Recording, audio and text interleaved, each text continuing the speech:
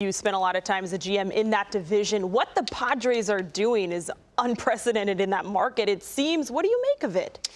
Well, I think you can throw out what they've done in the past. Peter Seidler's come out and said, I'm going to spend money to make money. That's going to be the model. I think this commitment shows even further that this is not like a window here. That window is extended a lot further down the road.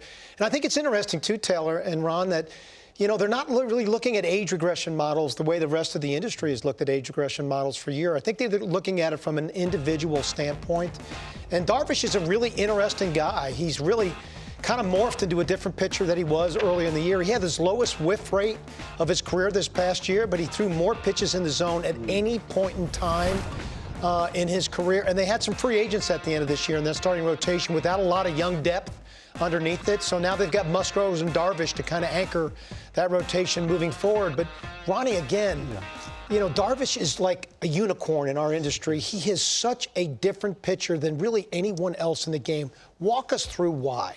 Well, he's got a passel of pitches, and there's a lot of pitchers that have a big arsenal. But the thing about Yu Darvish is that every single one of these pitches is supreme and sublime at points. He's been in a couple different uniforms. This is a Dodger uniform. He's always had the ability to do anything he really wanted to the baseball. He can cut it. He can make it sail.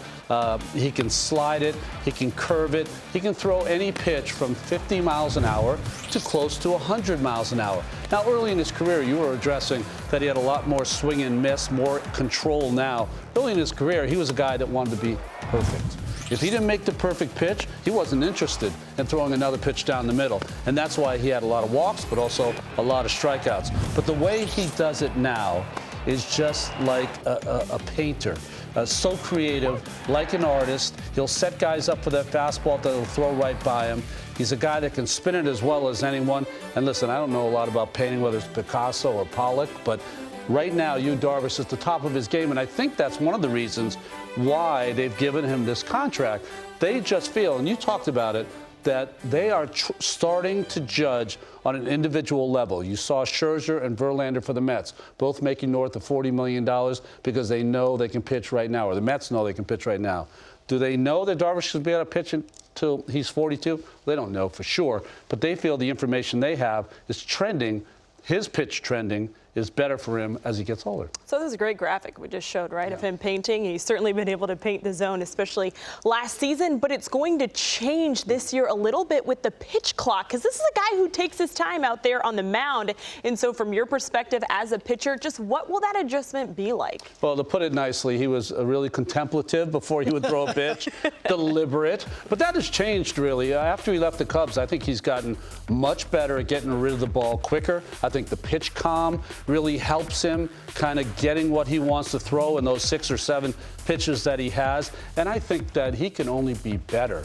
If he increases his tempo, that means his feel's going to be better. His feel on those 7 pitches is going to be better. His defense is going to be better. All of those things, the pitch clock, which he might reluctantly have to abide by, might make him a better pitcher, which is amazing. I think the biggest challenge is going to be for Nola behind the plate. I mean, he's got 7 pitches. He's going to have to know what he wants to throw as soon as he throws the one previous to that, to give him, Taylor, as much time on the mound to process that, to be able to execute a pitch. It'll be really interesting to see. That's a great point on your part. Yeah, and I want to bring up just the division as a whole, because we know the Dodgers have been the crown jewel of the NL West for quite some time. Where are the Padres now? Well, I think after last season, the Padres are legit. They are for real. And, the Dodgers, not that they have taken a step back. They have not. They still have great talent, a great nucleus foundation of players. But they are going to miss some of the players they've lost, Justin Turner and others. So the Dodgers might not be as formidable, but how formidable do you have to be when you're winning 105+ every year? Yeah, and believe it or not, I look at organizations over a 10-year period of time because I think the better ones find a way to sustain themselves. I think you're going to have some years where your talent level takes a little dip before it comes back up.